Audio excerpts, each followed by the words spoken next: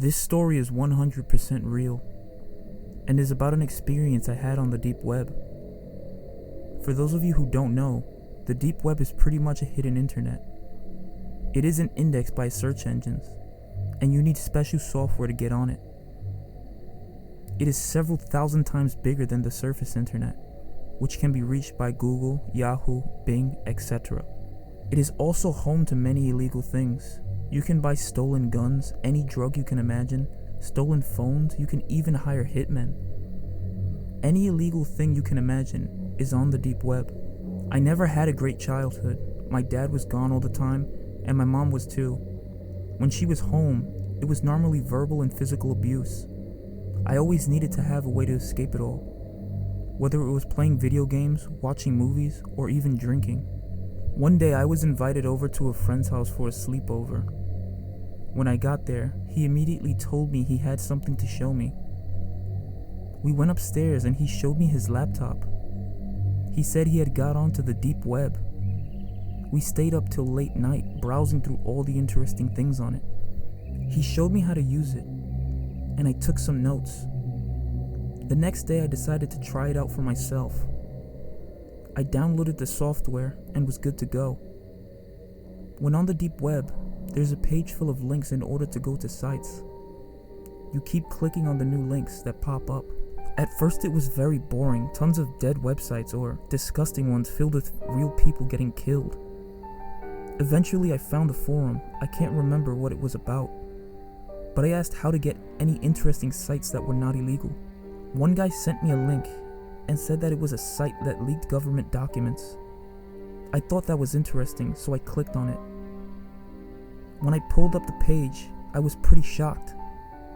It was a whole bunch of videos of people getting tortured, raped, murdered in the most horrible ways.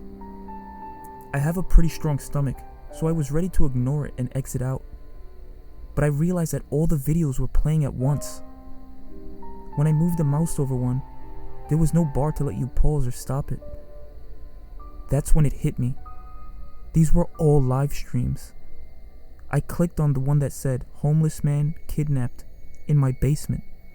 In it, a man was tied to a chair, covered in blood. To his left was a table, and on it was a whole bunch of tools, like axes, knives, drills, hammers. And there was a hooded man standing by it. On the right of the live stream, there was a chat box, and people were requesting the hooded man to do various things, like cut off the homeless man's hand, or rip out his hair.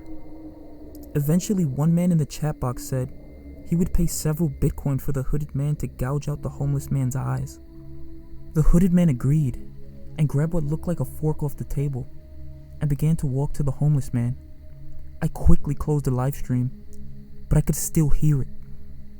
I tried to leave the site, but it was frozen, and I could only hear the horrible sounds coming from the stream. A few seconds later, the sound stopped, and a chat box appeared in the center of the screen.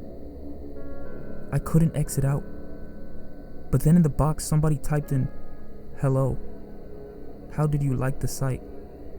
I paused for a moment, not sure if it was some kind of automated message, but then he typed again, "Are you going to answer?" I stayed frozen in place, but eventually typed in, "Who is this?" The guy explained that he was the owner of the site, and that he liked to greet first-time users whenever he could. I got a disgusted look on my face, and this is where things got really scary.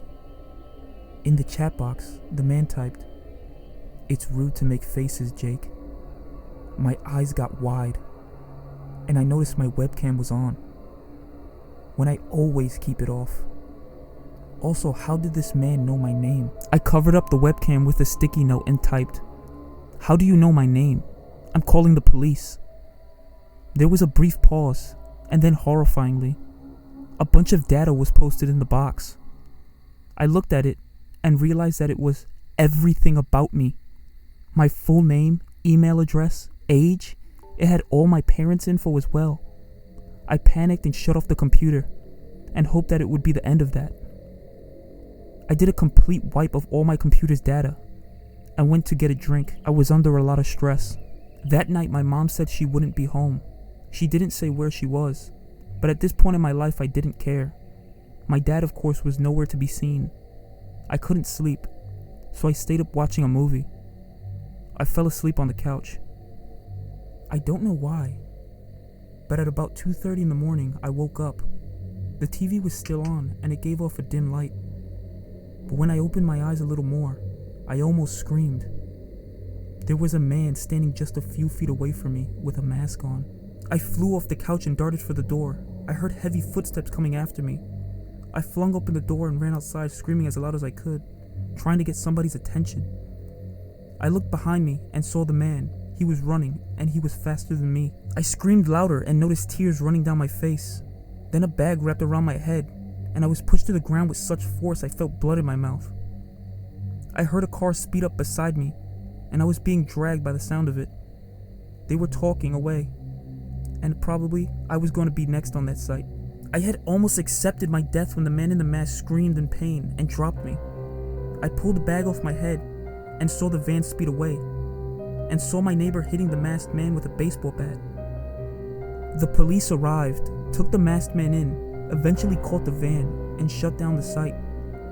My mom and I moved out, and I will never, ever go on the deep web again. And I encourage others to never go on it either.